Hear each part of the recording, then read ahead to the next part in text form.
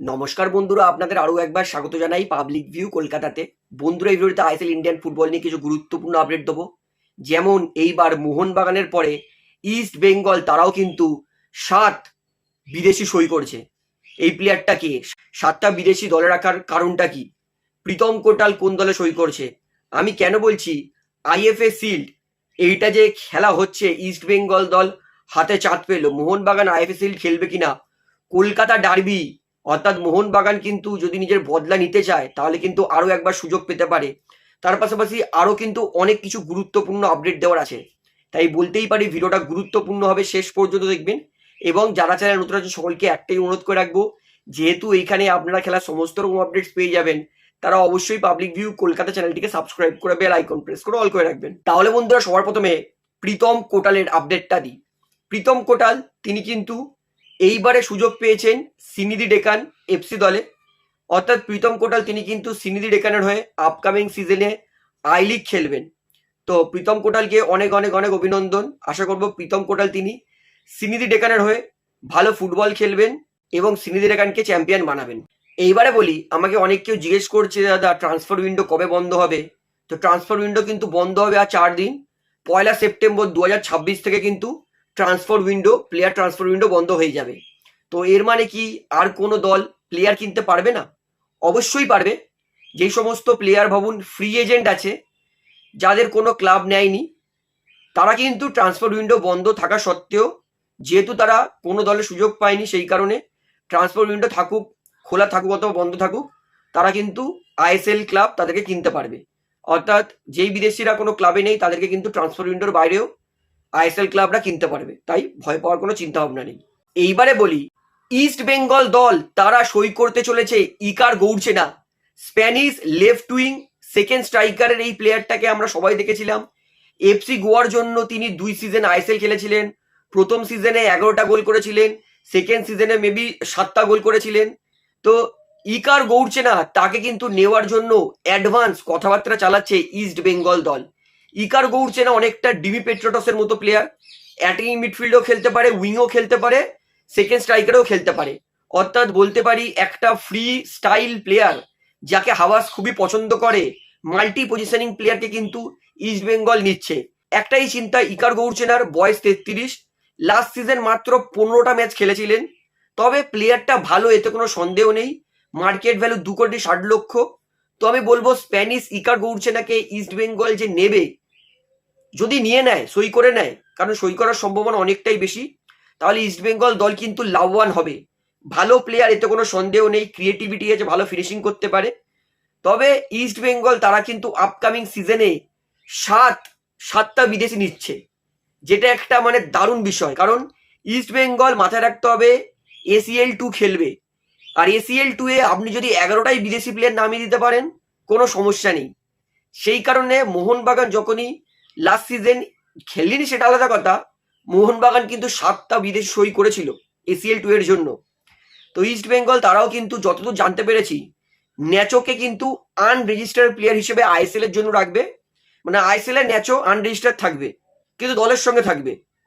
আর ACL 2 এ ন্যাচো কিন্তু দলের সঙ্গে রেজিস্টার থাকবে। অর্থাৎ আইএসএল এ ইস্ট বেঙ্গল 6টা বিদেশিকে রেজিস্টার করবে, আর ACL এ 7টা বিদেশি।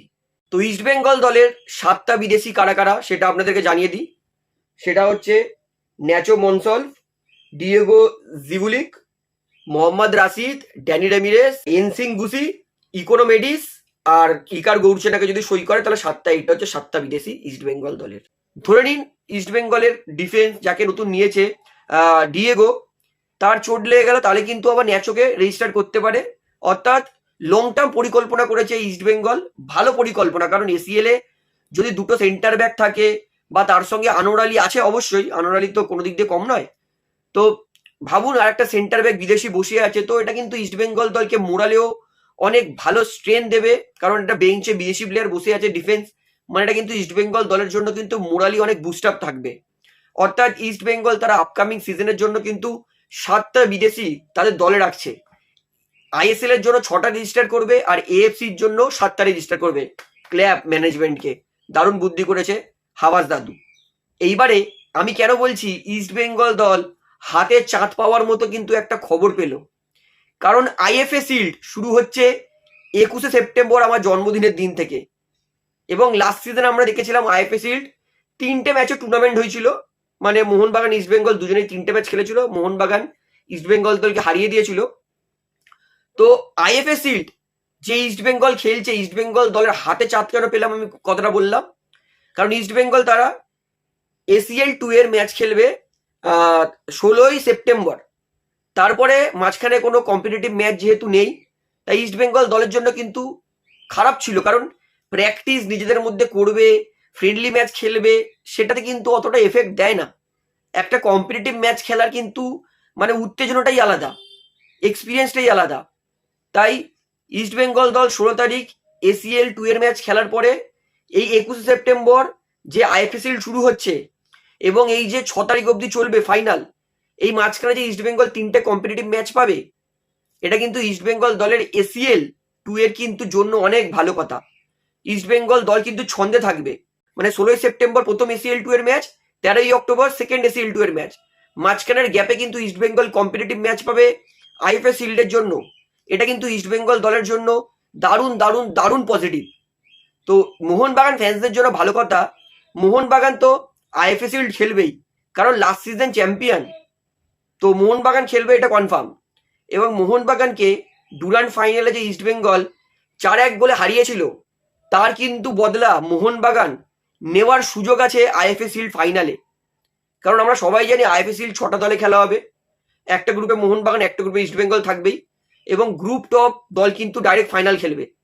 এবং মোহনবাগান ইস্টবেঙ্গল যেই গ্রুপে থাকবে সেই গ্রুপে গ্রুপ টপ করবেই। অর্থাৎ 6 অক্টোবর কিন্তু আইএফএ শিল্ড ফাইনালে মুখোমুখি কিন্তু আরো একবার হবে মোহনবাগান ইস্টবেঙ্গল। অর্থাৎ 6 অক্টোবর কিন্তু মোহনবাগানের কাছে, মোহনবাগান ফ্যান্সদের কাছে বড় সুযোগ আইএফএ শিল্ড ইস্টবেঙ্গল দলকে হারিয়ে নিজের ডুরান্ড কাপ ফাইনাল হারার বদলা কিন্তু নেওয়ার। এটা কিন্তু বিশাল বড় অপরচুনিটি মোহনবাগান ফ্যান্স এত কম দিনে পেয়েছে বা পাবে, এটা কিন্তু তারা স্বপ্নেও ভাবিনি। অর্থাৎ অবশ্যই মোহনবাগান ফ্যান্স আইএফএ শিল্ড ফাইনালে যদি ইস্টবেঙ্গল ওঠে, মোহনবাগান ওঠে, তাহলে কিন্তু মোহনবাগানের কাছে একটা বড় অপরচুনিটি থাকবে ইস্টবেঙ্গলের থেকে বদলা নেওয়ার। তো আর একটা আপডেট দিতে, আইএফএ শিল্ডের সমস্ত গ্রুপ ম্যাচ কিশোর ভারতী ক্রীড়াঙ্গনে হবে। এবং যেহেতু ব্রাজিলের সঙ্গে 3ই অক্টোবর ম্যাচ আছে, তারপরে কিন্তু যুবভারতী ক্রীড়াঙ্গন ফাঁকা থাকবে। অর্থাৎ আইএফএ শিল্ড ফাইনালটা সেটা কিন্তু আবার যুবভারতী ক্রীড়াঙ্গনে হবে। অর্থাৎ মোহনবাগান ইস্টবেঙ্গল ফাইনাল খেলবে, এতে কোনো সন্দেহ নেই। অর্থাৎ আইএফএ শিল্ড ফাইনাল কিন্তু যুবভারতী ক্রীড়াঙ্গনে হবে। অবশ্যই এই ভালো আপডেটটা সবাই কিন্তু শেয়ার করে জানিয়ে দিন। তো টাইমটা সেভ করে রাখুন, 6 October IFA shield final Mohun Bagan versus East Bengal. তো এইবারে আমাকে অনেক কেউ জিজ্ঞেস করছে, দাদা ব্রাজিল ভার্সেস ইন্ডিয়া ম্যাচের টিকিটের দাম কত, কোথা দিয়ে কাটতে পারবো? তো আমার তো সত্যি এখন থেকে বুক শুকিয়ে যাচ্ছে, কারণ ব্রাজিল ভার্সেস ইন্ডিয়ার ম্যাচের টিকিট আমরা ডিস্ট্রিক্ট বাই জোম্যাটো অ্যাপেই কাটতে পারবেন। কিন্তু এই ইন্ডিয়া ভার্সেস ব্রাজিল লেজেন্ডের ম্যাচ হবে কোচিতে, সেইখানে টিকিটের দাম সব থেকে কম দামি টিকিটের দাম 1150 টাকা। সেইখানে আপনি মেরে নিন, আপনার জিএসটি মেরে নিন, বুকিং অনলাইন বুকিং চার্জ আরও 300 টাকা। মানে লেজেন্ডদের ম্যাচ, তাও আবার কোচিতে, যদি 1500 টাকার কাছাকাছি হয়, তাহলে আমার তো মনে হচ্ছে ইন্ডিয়া ভার্সেস ব্রাজিল ম্যাচ যেটা যুবভারতী ক্রীড়াঙ্গনে হবে, সেটা টিকিটের দাম মিনিমাম 3500 টাকা তো হবেই। তো আমার এখন থেকেই বুক শুকিয়ে যাচ্ছে। তো যাই হোক, এই খেলা তো সবসময় সুযোগ পাবো না, তবে অবশ্যই ডিস্ট্রিক্ট বাই জোম্যাটো অ্যাপে কিন্তু আপনারা ইন্ডিয়া ভার্সেস ব্রাজিল ম্যাচের টিকিট পাবেন। এবং আমার যা মনে হচ্ছে এই ম্যাচের টিকিটের স্টার্টিং প্রাইস 3000 টাকা হতে পারে বা 5000 টাকা হতে পারে, গড নোস কত টাকা হবে। তো অবশ্যই যা যা সেভিংস আছে দুর্গাপুজোয়, যা জামা কাপড় কেনার আছে, কিন্তু যদি খেলা দেখতে চান তাহলে এই বছর শপিং করতে পারবেন না।